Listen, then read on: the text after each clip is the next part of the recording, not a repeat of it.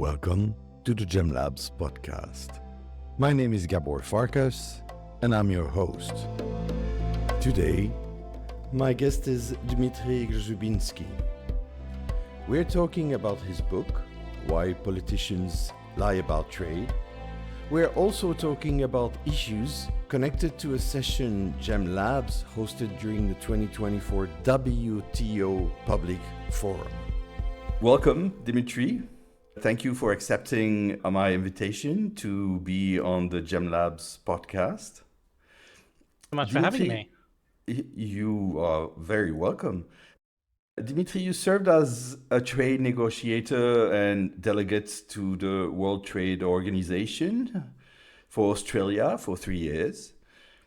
Please tell us how you got interested in trade, became an Australian diplomat, and started your current venture, ExplainTrade. Sure. So I'd always had a little bit of an interest in economics and finance growing up, but I wasn't particularly good at math. And at the same time, I had an interest in foreign affairs. So in Australia, we've merged those two departments. So the same ministry looks after foreign affairs and trade.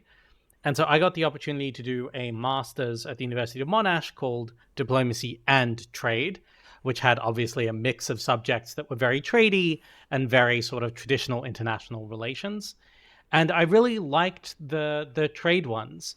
I still had that interest in foreign affairs, but trade struck me as really practical, really kind of on the ground and dynamic, where you can see some correlation between the kind of diplomacy you do and real impact on real people doing things in the real world. And so I became interested in that, worked for a little while as a consultant in the trade space, kind of summarizing trade news for big Australian companies. And then from there, I moved to teaching at Monash for a little while. And then the Department of Foreign Affairs and Trade has a graduate intake every year, where they take, somewhere between 40 and 60 people as the new kind of cohort that enters. And I was lucky enough to get in. Once you're in there, they move you around quite a bit. So they try to expose young diplomats to as much of what the department does as they can. So they'll move you from an economic section into like a consular section into something else entirely. And for me, I kept trying to get into trade sections, and they kept putting me somewhere else until finally a pair of jobs at the mission in Geneva to the World Trade Organization came up, and I had worked on WTO issues. I had sort of taught on WTO issues. And so I thought, this is my chance to finally break into trade for Australia. And I sort of waged a one-man PR campaign for myself to send me to Geneva, and I was lucky enough to get it. Ended up spending 3 years here in Geneva at the mission. Had a fantastic time. Really liked Europe. Wanted to stay, and so I took a leave of absence. Ended up working at a think tank for a year, and then just as that was winding down, I saw an opportunity around Brexit and other things to start doing some more teaching, which I'd always enjoyed, and started my own consultancy to teach negotiators and teach businesses about how trade works. Fantastic. And then you left, and now you started a new venture called ExplainTrade. ExplainTrade is my training consultancy. Okay. Under that, I spend a lot of my time these days. I have a contract with the Swiss government and the Graduate Institute of Geneva to run something for them called the Geneva Trade Platform. So that's where I spend 80% of my time. It's a kind of think tank facilitation facility that tries to enhance the trade policy conversation and support the trade policy conversation in Geneva. So that's what I spend a lot of my time doing. And then on the margins of that, I still dip my toes into training, public speaking, sort of running exercises, doing whatever strikes my fancy. We first met when you graced the Gem Labs after work event with your presence to talk about your book, Why Politicians Lie About Trade, which was about to be released. How the experience of writing this book and promoting it has changed your life since? It's a really good question. Having grown up in Australia, I am culturally very bad at self-promotion. And my instinct is always to really try to be self-deprecating, to make fun of myself, and to try to get the spotlight off me and onto other people as soon as possible. So this promoting a book, which is inherently a very arrogant activity, because you're basically turning around to people and going, I think you should spend 30 francs of your money or 25 francs of your money and hours of your time to find out what I have to say. So I have had to confront sort of learning how to do that, and I'm probably not there yet. So that's been really interesting. It's opened, I have to say, it's opened some doors for me. I've received a range of invitations to speak at places, including this podcast, through writing that book. But I think more concretely, or in a more long-term way, I had always thought that I had some ability to explain trade, which is really complicated, to smart people who are interested in it, but aren't trade policy people. And I'd always done a little bit of that on the margins. And this book and the events I've done afterwards really forced me to try to put all of that into practice of okay, if I do have to explain all the trade policy I think people need to know in 280 odd pages, how would I do it? What's important to people? What are the kind of analogies, metaphors, explanations that will resonate? So it kind of took a lot of what I was doing almost as a hobby and forced me to take it much more seriously. So we're not going to go into all the details and explaining everything that's in your book, but I would like to brush over a few things. You explain and demystify the fundamental concepts of international trade. In your experience, what are the biggest misconceptions people and inexperienced politicians have about international trade policies? So another really good question. I think it massively varies. I don't think trade policy is something that most people spend all that much time thinking about, which is probably for the best. That's probably a healthy place for most people to not be thinking about this stuff. I think that there are a couple of misconceptions that are stickier than others, ones that sort of persist in the public consciousness. First, I think that there is a big misunderstanding of the scale of some of what we do, in the sense that when you hear about trade agreements, they're often compared to, the size of the entire economy. So people will say, how much is this going to affect GDP of my country? And that's really a misunderstanding of the size of how much trade policy can change or trade agreements can change. Trade agreements really are about helping a small subsection of the economy or impacting a specific couple of sectors. And that doesn't mean it's not important. It just means that you have to keep it in perspective. So I think that's something that's often a misconception. I think there's a misconception about how much big business drives the decisions governments make about trade policy. Big business certainly has a voice, but it is not nearly as engaged as people think it is.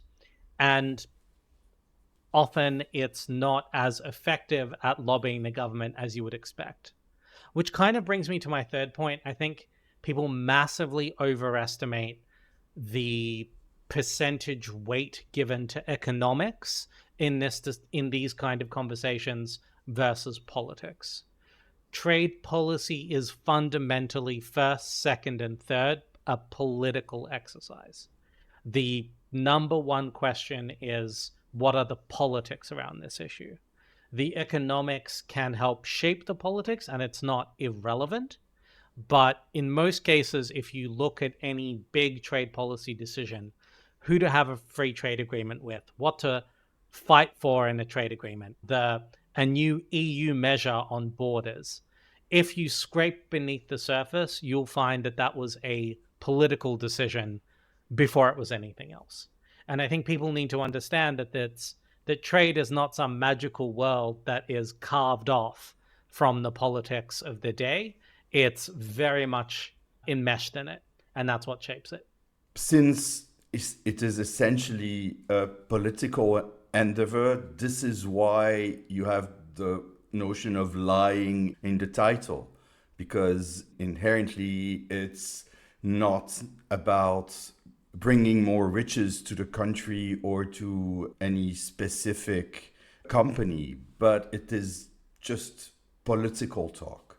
I think the way I would put it is that trade policy, like almost all policy, is fundamentally about choices between competing interests. Anything a government does is going to be good for some people and maybe less good for other people.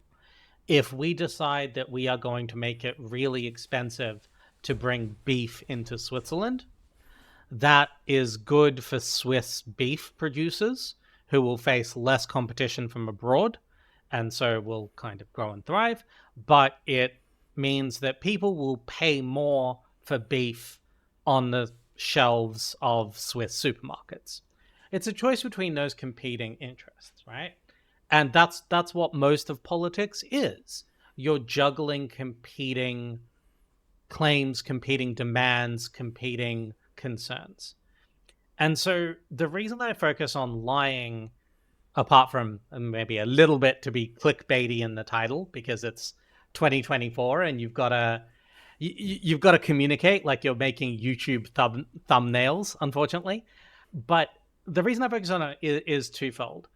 First, I think it's as trade becomes more important in the political conversation, as we're talking about trade more, people need to understand the choices that they are being asked to evaluate. If the government says it is going to do a certain thing, it is helpful if they are not able to lie and pretend that that thing has no downsides, that choice that they're making doesn't hurt anybody or is free, because it never works that way. That's not how policy. And secondly, even if you're not like focused on trade policy, I think those of us in representative democracies aren't necessarily like voting for a huge set of individual policies outside of Switzerland, where you have direct democracy. But in most places, we're listening to a political leader who's basically, when they talk about policy, what they're really saying is, these are my values. These are how I approach problems. This is how I think. Please support me so that I can be your leader.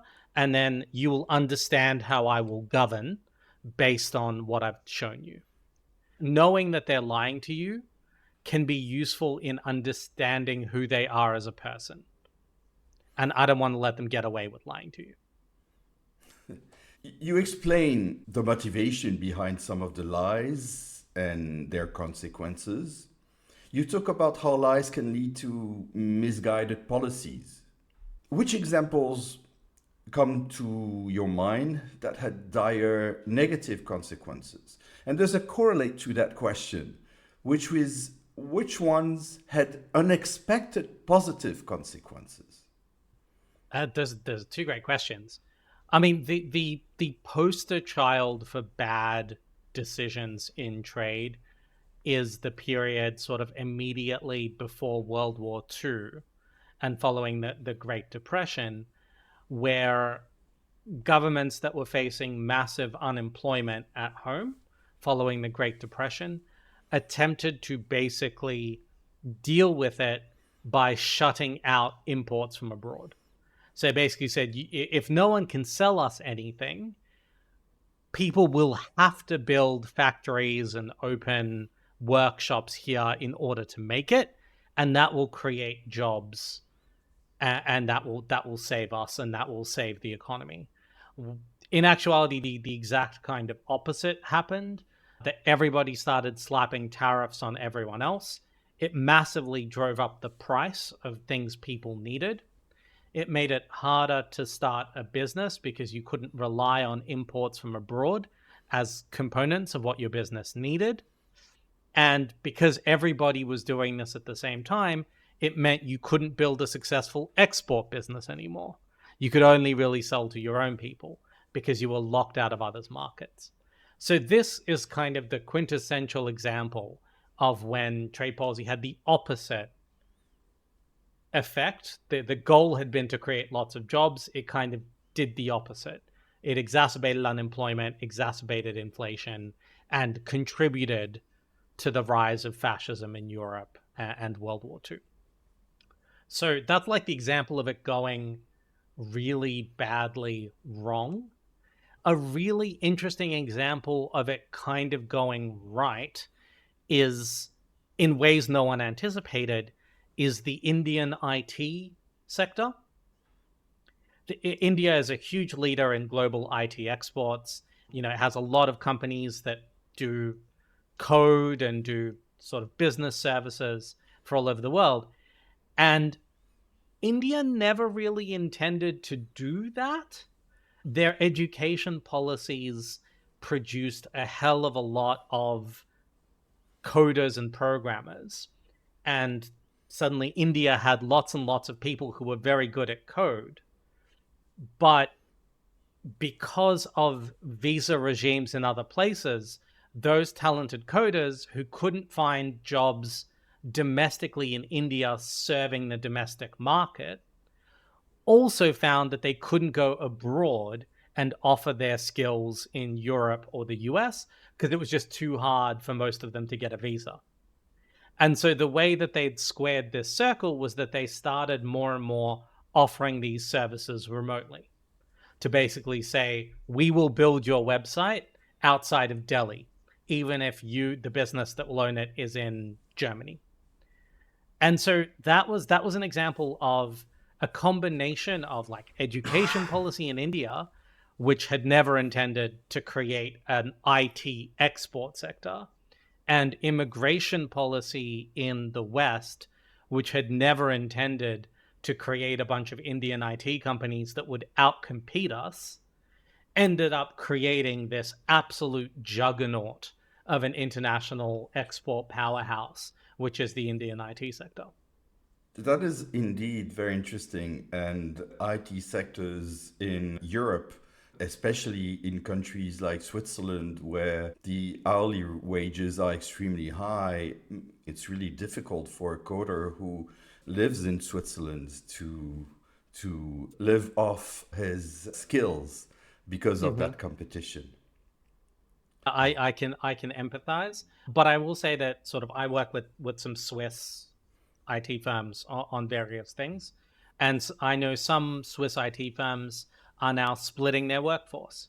So they have some Swiss staff, and then they will have an office in Vietnam. And the Swiss guys, who are very, very good, but also are culturally closer to the people that they are selling things to, take the lead on client engagement, on mapping out business processes, on quality control, and maybe on some of the higher tech stuff. But for the more grunting coding work, they get it much cheaper in Vietnam. And so you have Swiss businesses that are able to be successful by leaning into the strengths of a very highly educated, sort of speaks 7 languages Swiss employee, and pairing that with the competitive advantage of a Vietnamese worker who is in Vietnam and so has much lower cost of living. Yes, it's really interesting to see how this market has evolved. It is fascinating, and it speaks to kind of the way that we've evolved trying to work out what outsourcing is and isn't good for. Because I remember when I was younger, there was a massive wave of outsourcing client relations. So things like, your traditional like IT call center would go in Australia to like Indonesia, right? And you would have quite low cost workers in Indonesia reading scripts that you would call if your phone bill was strange, you would call them and fix it. And now we're seeing like that was a big wave, and customers really revolted against that.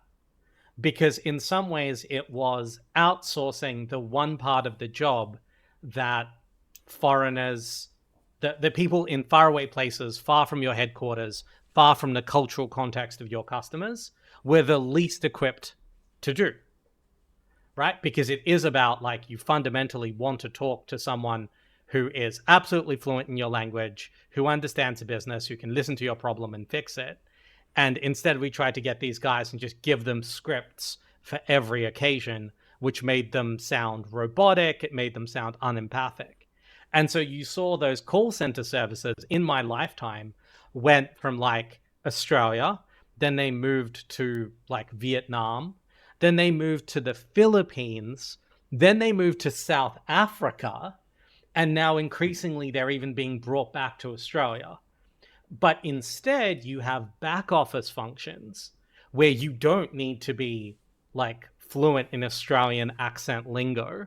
They're like, we can move payroll function to India because that is a process that doesn't require a massive amount of like cultural context. It is a little bit more rote. So it's just, you're right. It's like absolutely fascinating how this stuff is shaking out and how much of it is driven by like, I'm always like, is this a considered business decision, or did your CEO just read a Forbes article on the plane over and got very excited about something? So that's always my sort of backup question about some of these business trends. These business models will be threatened or are already being threatened by the emergence of AI. And that will bring about a whole different set of issues, which we could maybe talk about some other time. Trade agreements can also be used as propaganda tools. Talks between countries leading to an agreement that can't be acted upon look good on politicians' resumes. How often do they happen and how problematic are they? I'm thinking about a country that was going to substitute itself to the delivery of wheat because there's the conflict in Ukraine, and they don't have enough wheat to do that, or sell tractors or cars when their manufacturing capability is not capable of handling that.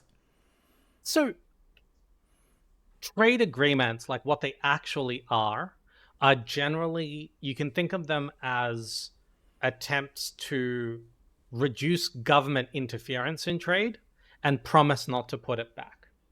So one thing that you see a lot of the time in the way that politicians will talk about a trade agreement, what you call propaganda, I think a gentler word is like politics or marketing, but same, is they will say, we've just done a trade agreement with this other country.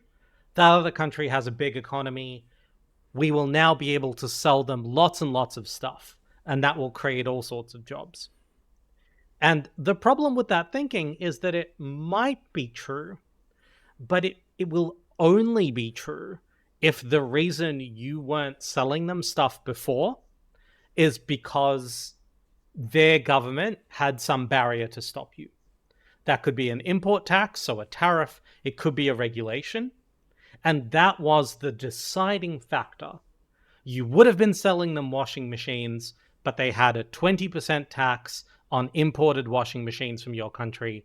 And as soon as you get rid of that through a free trade agreement, suddenly your washing machines are flying off the shelves of their electronic stores. The problem is that that is rarely the case. There were probably about 6 reasons why your washing machine companies weren't selling over there, and their government might be just one of them. They might already have their own really good domestic washing machines. There might be no brand awareness of your washing machines. So this kind of thing. So what you get a lot is politicians massively overhyping what they've done by pretending that they have unlocked the door to wealth, when in actuality they have at most removed one of several barriers. And that does happen all the time. Pretty much any time a government talks about a trade agreement it's just done, it'll speak in those terms.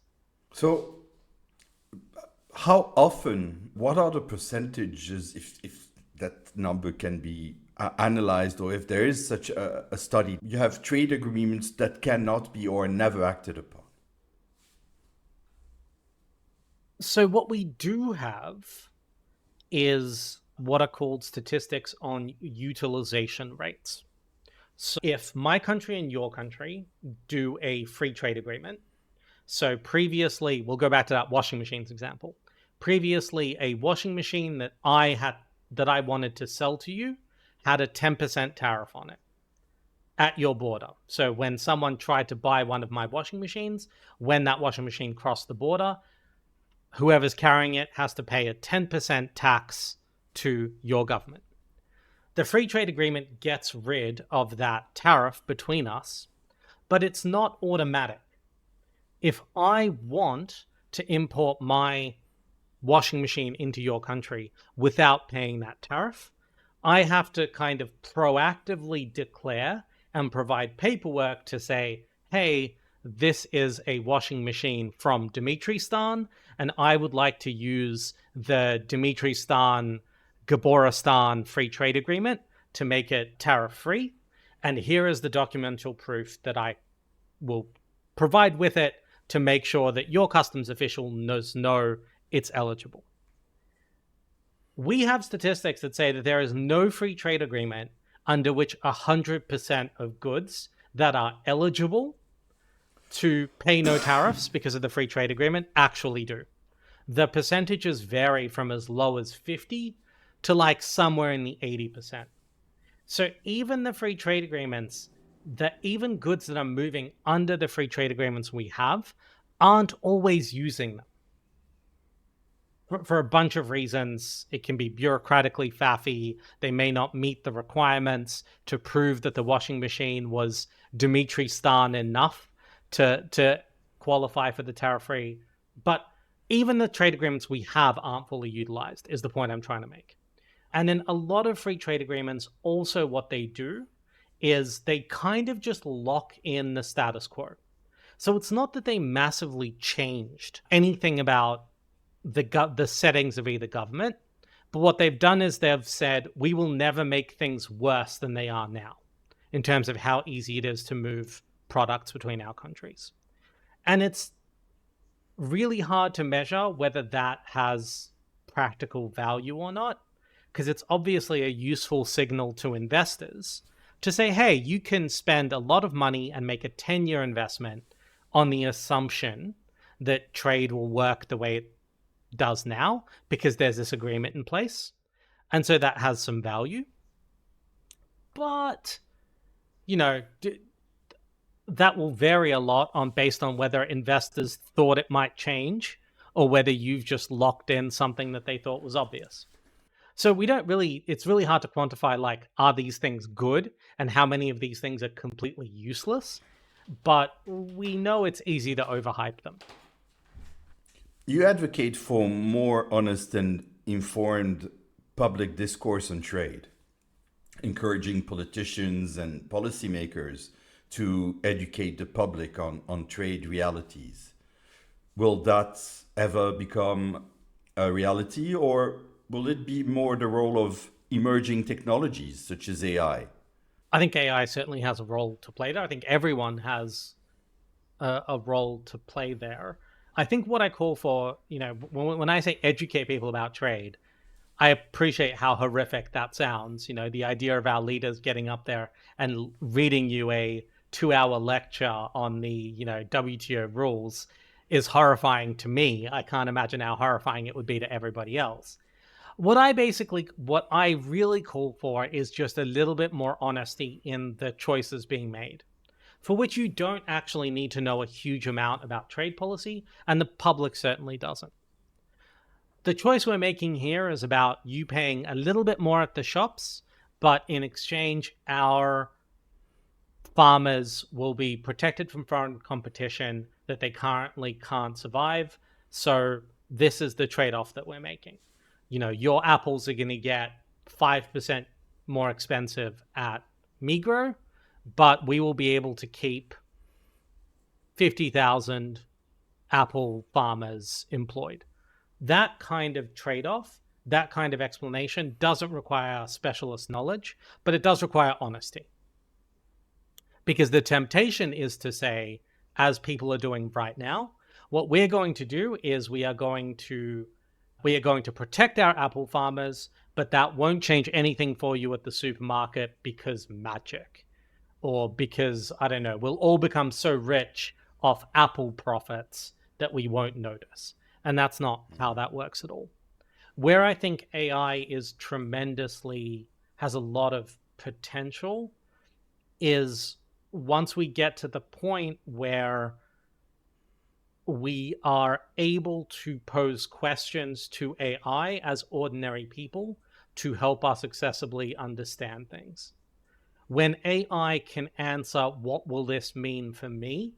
That is potentially a phenomenally powerful tool for demystifying these choices. How do you imagine these tools will impact the future of trade negotiations to change and benefit groups that have been traditionally left out of the equation, such as micro, small, and medium enterprises, MSMEs, young youth, women, indigenous communities, and other vulnerable groups? So I think there's a tremendous amount of promise. I'm always sort of, I'm one of those people who says, let's see it before we get too excited. But in theory, I can see two really big ways that AI could empower those groups around trade. The first one is on the practical side of actually conducting trade. What most people do not realize is that one of the biggest challenges for small and medium enterprises, marginalized groups, pretty much anybody who's not a big, wealthy company, is just navigating the bureaucracy around trade, right? If you think about how much paperwork is involved in taking your dog to the US for a week from Europe, imagine taking a container load full of food across 7 different countries in order to get it somewhere, with every country having its own requirements, its own regulations, its own taxes at the border. All of that is much, much harder to navigate for small businesses than it is for giant companies who can have floors full of people dedicated to doing nothing but processing the paperwork of trade.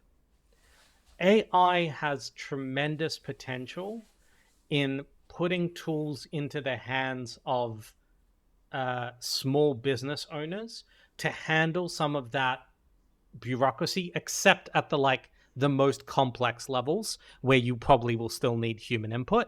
But on your day-to-day stuff of what does my export declaration for these 5 books look like? AI can significantly reduce costs and increase accessibility for marginalized groups in a way that will put them on a level, or on a more level playing field with gigantic corporations that can afford to hire experts to do this for them. So that's kind of on the practical side of doing trade, and I think that's really exciting. On trade negotiations, something that I've seen quite a lot, what people may not realize is that much of what we do in a trade negotiation isn't arguing about percentages and dollar values. A lot of it is actually playing with language, legal drafting, same as in any other kind of treaty. We've both agreed in principle that, say, our health regulators are going to regulate on the basis of science and not just to keep other people's products out of our market. We both agree on that in principle, but how do you capture that in a paragraph of legal text that can survive contact with everybody's lawyers that does exactly what we need it to do? So the fact that it works that way, and the fact that we spend so much time as negotiators basically looking at paragraphs of text and sort of playing with them, where we're sort of okay, you don't like that sentence. What if I reframed it this way? What if I use this word instead of this word? What if I moved this comma from here to here? Would that change the meaning of the sentence enough for you? That does a couple of things. Firstly, it really advantages people for whom whatever language the negotiation is being conducted in is their first language, because they understand the nuances of different verbiage. They're comfortable playing with words in a way that if English is your second and third language, and even if you kind of understand it really well, you don't have that familiarity to say that, attacked means this, but maligned means this, and it has a slightly different meaning. So maybe like this word would work better here.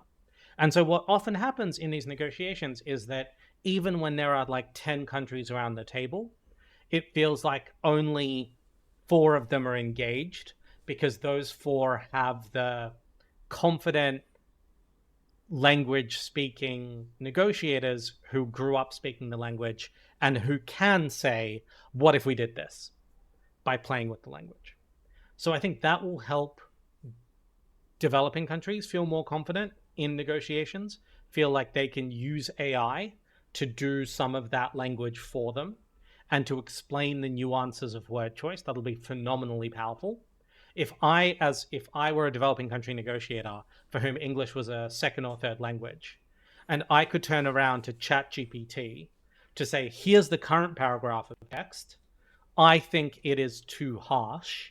Can you give me 3 versions of this that take into account my sensitivity around small fishermen, and explain to me how each one is different? Complete game changer. Suddenly I'm able to participate in a way I wasn't before. Really, really important. Tremendous potential for LLMs and AI there. Also, for some of those groups, like if you don't think of them as like, say, women, but you think of, say, or workers, but you say think of like unions, or you think of advocacy groups for women. One of the things that locks them out of participating in trade, sort of in influencing trade negotiations, is the complexity of the language and the special knowledge required to draft a paragraph of legal text. If as a negotiator, I have 2 groups come to me, both wanting me to do something, and one side goes, here's the exact paragraph I want to see in this text, and here's what it does, right? This is it already in legal language. I've thought it through. I know exactly what I want here. I want to see these. And the other person, because they're less familiar with trade policy, they don't know trade law, they come to me and go, I would love for this agreement to do something good on my topic. The first group is going to get their way much more often, because it is much harder to fob them off. They've been very specific in their demands, and if I don't end up including their text exactly as it is, I have very little wiggle room to claim I did. So the ability for an NGO that works on, say, women's economic empowerment, and that might spend 1% of its time on trade, to turn around to an LLM and say, can you give me 2 paragraphs of legal text that would do the following 3 things that I want to see for women out of this deal, will be tremendously empowering, especially if you can combine it with AI to go, and what is the data and the best arguments I could make for this idea. This is a fantastic perspective, and it kind of answers one of the upcoming questions, but maybe we can dig a little deeper. How sustainable do you think that the current global trade model is? I mean, that's the $10 trillion question. It is not sustainable in its entirety, because the current model is based on the premise that you don't really care where stuff comes from, right?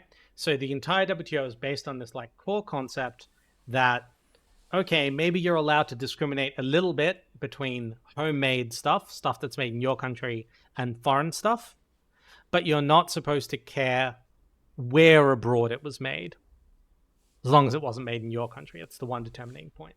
That has very clearly broken down.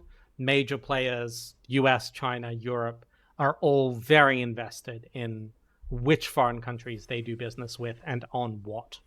So that has broken down.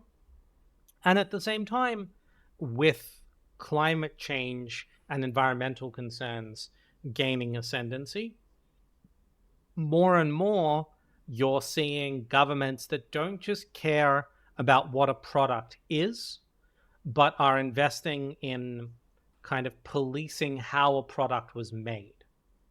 And that is also pretty contrary to how the system has worked up until now, where you were like lots of governments would check if the cow coming into their country was safe to eat, but they wouldn't care so much about the living conditions of the cow back on the farm in a foreign country. That was the foreign country's problem. That is changing now for a bunch of reasons, both global commons and just greater awareness of how things are made. And so both of those things are attacking these like core principles of that the whole system is based on. What the results of that will be and whether you as a normal person will notice beyond a little bit of inflation on the shelf, that remains to be seen. Very few countries are able to have a circular economy where everything is produced in the country, and some countries have consciously made the choice of stepping away from that model, even if they could have a circular economy, because focusing on niche products enables them to have larger revenues. Is that a model that is going to change somehow, or we're going to remain in that niche economy where countries are not able to be autonomous? I firmly believe we'll remain in interdependence of some kind across the board. It is simply far, far too expensive and in many ways virtually impossible for any country to be, you talk about a circular economy, but to be self-sufficient.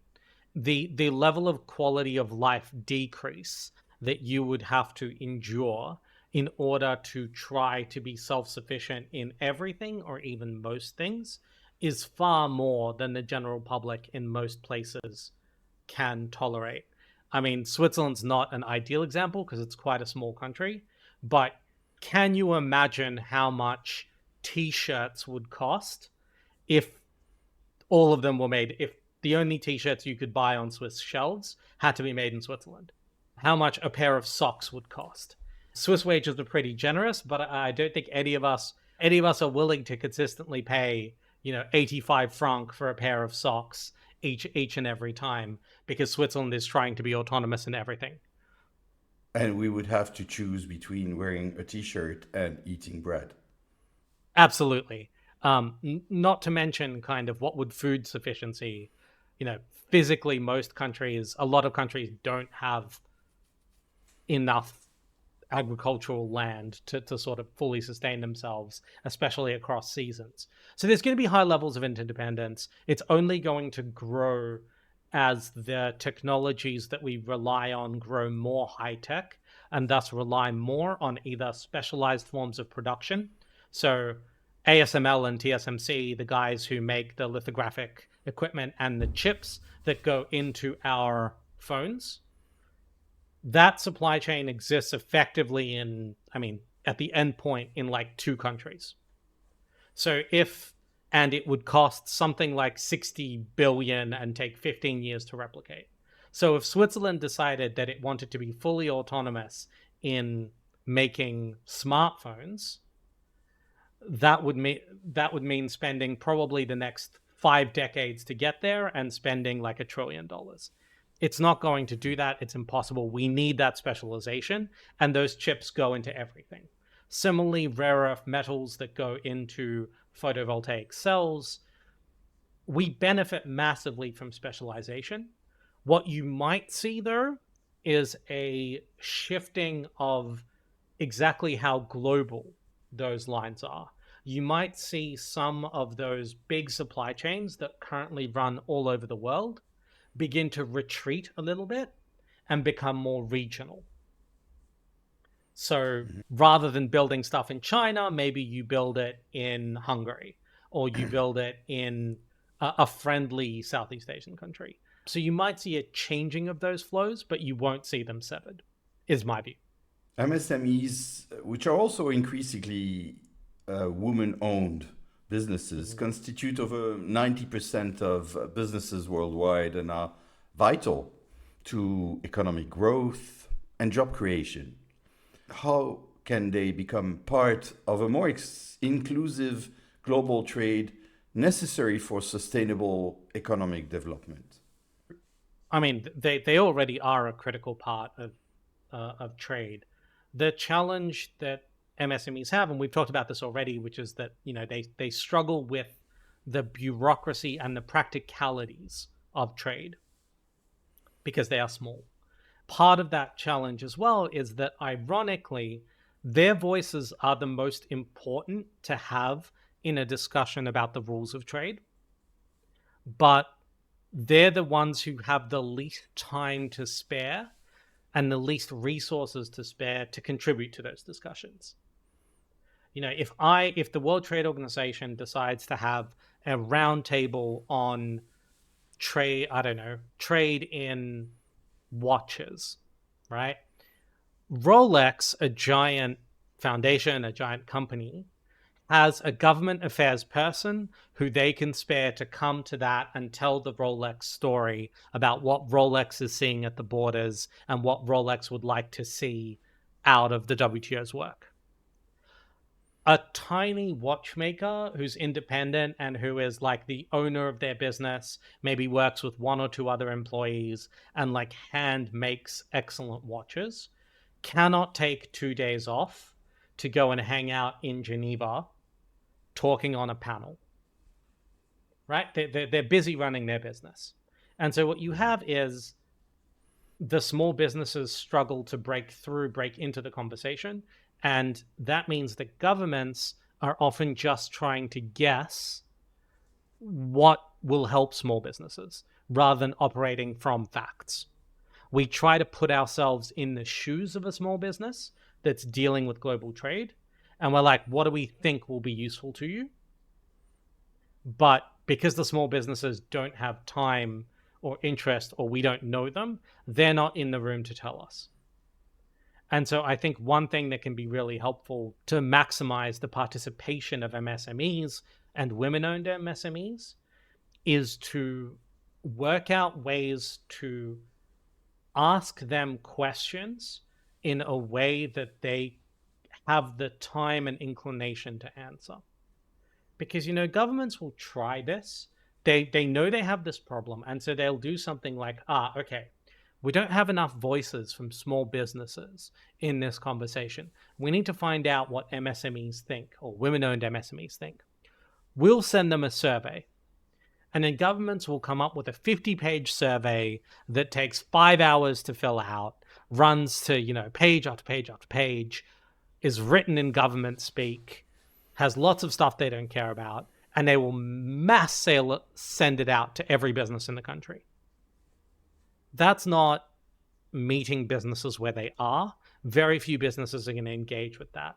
So it's up to, I think, governments to figure out ways to ask the right questions in the right ways that helps us see where we can help MSMEs and women-owned MSMEs without sort of drowning them in the process of us asking the question.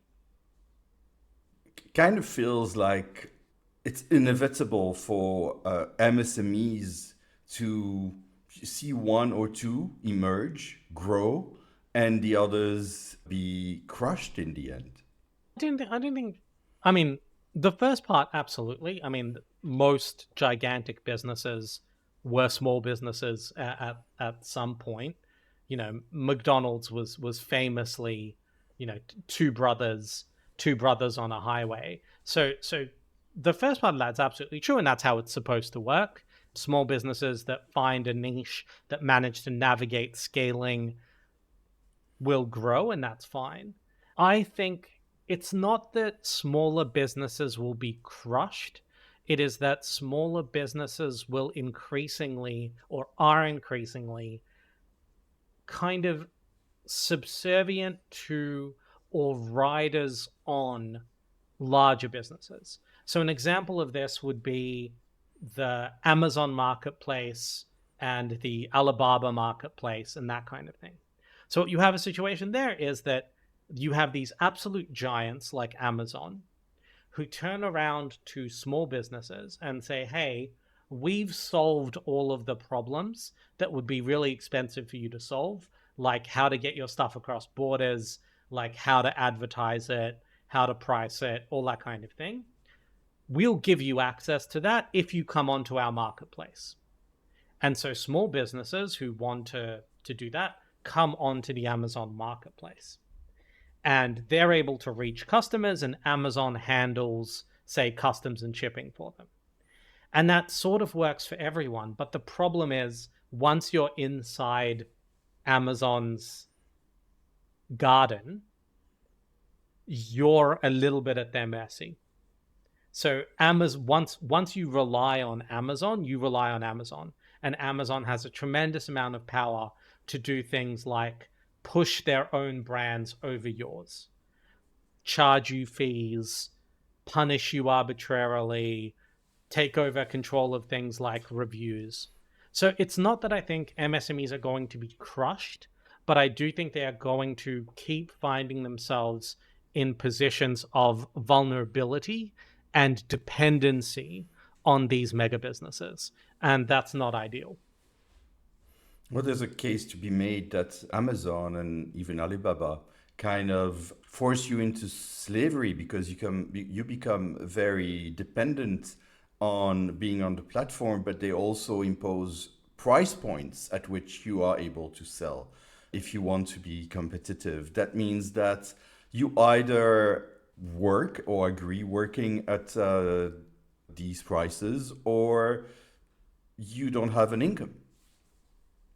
That's exactly right. And it's not quite monopolistic, but it's close. And that's worrying, because anytime you have a situation where consumers, and in this case business clients, don't really have any other options but one major seller on the market, it creates really bad incentives for that big seller and a lot of opportunities for, as you say, kind of abuse, predatory pricing models, or all sorts of negative externalities, while also not creating a huge amount of incentive for that major player to necessarily improve the experience of customers who have nowhere else to go. We see an interesting trend emerge when you look at Amazon and Alibaba, because you have competing platforms that have emerged in the past years. And you see the exact same product being sold on Amazon and, let's say, Temu. Temu will be cheaper. So you are wondering, is the producer getting paid less by Temu, or is the Amazon's cut larger? This I don't know. I do know that sort of Temu, the concern that sort of is fluctuating in trade circles now is whether Temu is following a Uber growth model where they are effectively selling things at below the cost required to manufacture them in order to crush the competition and achieve market dominance. This is what is keeping people up at night about companies like Temu, which is what they're basically going to do is like burn money until they're the only ones left and then raise their prices. This is sort of the concern that people have with Temu, apart from the fact that most of their stuff's maybe not very good. Well, it also has a tremendous impact on postal services, because you have these antiquated postal trade agreements or postal agreements where they were designed that would balance out over time. And now, since it's being shipped over from China over to United States and Europe, the United States Postal Services have to carry the bigger part of the burden of delivering the packages that are shipped at a very low price. And that happens all over Europe as well. And it has environmental implications as well. Because we actually, the funny thing about global trade is if you ship something from like New Zealand to Amsterdam or to California, the most efficient part of that journey is actually the time it spends on the gigantic freight ship to go 98% of the distance. Because actually, like ginormous shipping containers and boats that carry them are comparatively efficient just because they carry so much. But what you're now seeing is any benefits we get from that are being offset by the fact that it used to be that when those giant container ships would arrive at their destination, they would be unloaded and most of the stuff would go into a really big truck and then go to a big store. And then from that store, you would come and buy your t-shirt. Now, those container ships are being unloaded, broken up into, as you say, 10,000 parcels and delivered to 10,000 homes by vans that are all emitting all the time. And so, like, anything we gain by making ships more efficient, we lose by then having vans have to drive all over the suburbs, dropping off like individual hats. Yes, that's a major concern. And let's take a step back. I wanted to mention a book that I thought was really interesting is Peter Frankopan's Silk Road. And in that book, he argues that the ancient and medieval worlds were much more interconnected, and that many of the still existing trade routes and some of the agreements that are still in play were shaped then. This has also been the cause of numerous conflicts. Some analysts predict that we are entering a period of great instability.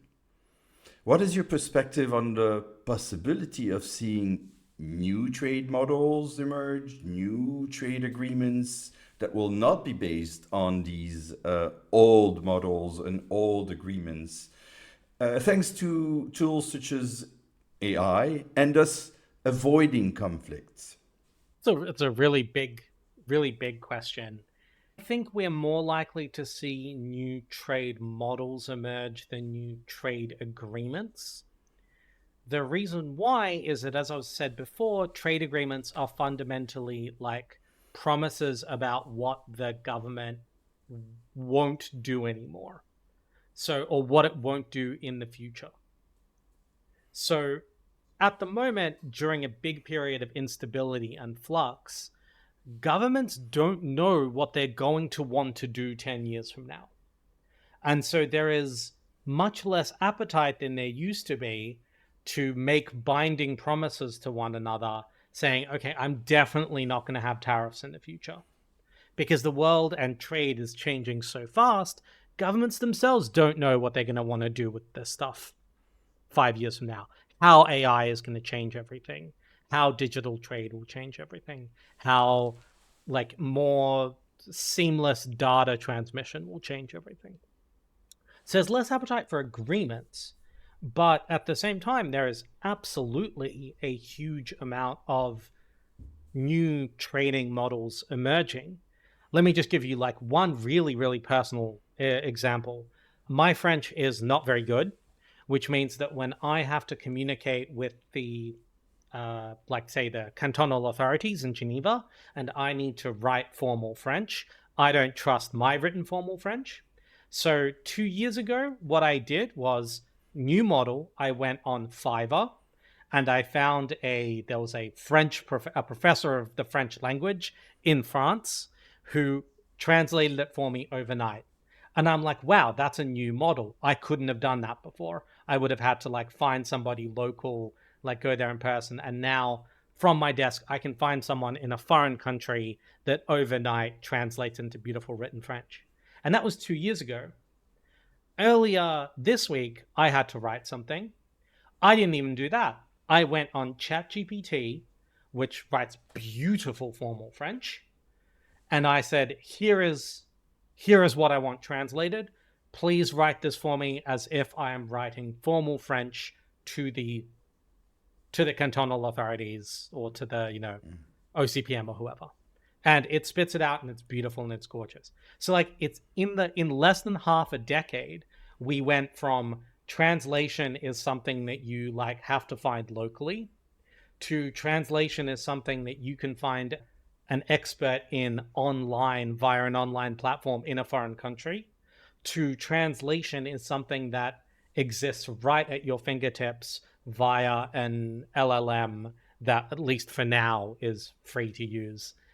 Maybe at some point it'll stop being free, but so even that kind of, you can see the changes changing right in front of our eyes, and that is like, I can't even begin to imagine what's coming down the pipe 10 years from now. It's much more your job than it is mine to anticipate it. I'm just excited to be along for the ride. Well, before concluding, it's been a really interesting conversation. I would like to ask you, what is it that we're not talking about and we should be? I mean, in your part of the world, in your business, what is it that we're not talking about and we should be? I think we spend far too much time tearing our hair out over how we can prevent trade tensions or stop the trade tensions that exist, whether they are over climate or whether sort of geopolitics and US and China and so on, and not nearly enough time talking about how do we manage them and manage their externalities.